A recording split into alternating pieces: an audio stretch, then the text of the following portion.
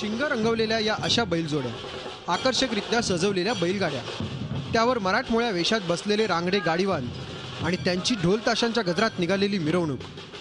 किहीम गावात बैलगाड्यांची जणू जत्राच भरली होती.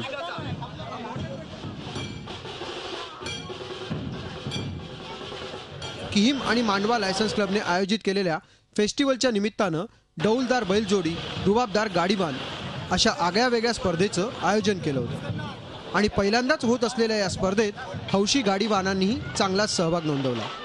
काही बैलगाड्यांवर सामाजिक संदेशाचे फलकही लावण्यात आले होते.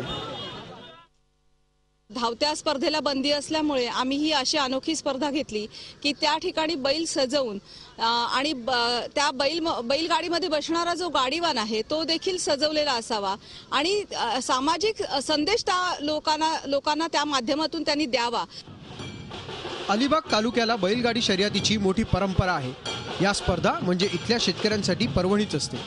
परंतु सुप्रीम कोर्टाच्या निर्णयामुळे बैलगाड्यांच्या शर्यतीचे आयोजन करण्यास मनाई करण्यात आली आहे. त्यामुळे गेल्या 2-3 वर्षात बैलगाडी स्पर्धाच झालेल्या नाहीत. त्यामुळे हौशी शेतकऱ्यांचा हिरमोड झालाय. या निमित्तानं स्पर्धा पुन्हा सुरू व्हावी अशी मागणी झाली आहे. आम्हाला एक नवीन हुरूप आलेला आहे, नवीन उत्साह वाटतोय, जरा बरं वाटतंय आम्हाला. या स्पर्धा आयोजित केल्या, या स्पर्धा अशा बऱ्याच ठिकाणी व्हाव्यात अशी आमचे हे आहे. आणि या स्पर्धा बघून सरकारने जी बंदी टाकलेली आहे त्या बंदीकडे लक्ष टाकून आमची बंदी उठवावी गाड्यांची. शेतीचा व्यवसाय आजबट्ट्यांचा झाल्यानं कोकणात पशुपालनाचा व्यवसाय देखील दिवसेंदिवस कमी होत चाललाय. त्यामुळे शेतकरी वर्ग काहीसा चिंतेत आहे. या अशा डौलदार बैलजोडी सारख्या स्पर्धांमुळे शेतकऱ्यांना नवी ऊर्जा मिळेल एवढं मात्र नक्की.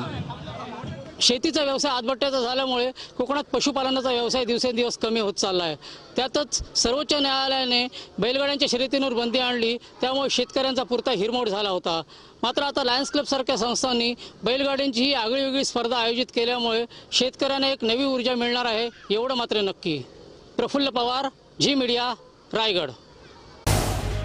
झी 24 तास रहा एक पाऊल पुढे.